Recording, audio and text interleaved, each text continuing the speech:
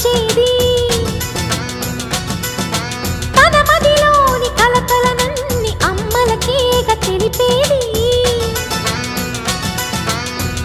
నెలతలే లేకుంటే దేవుడికి నెలవేది భక్తులే రాకుంటే గుడికి ఇక వెలుగేది దయతోటి కుంకుమ పూలు అక్షింతలు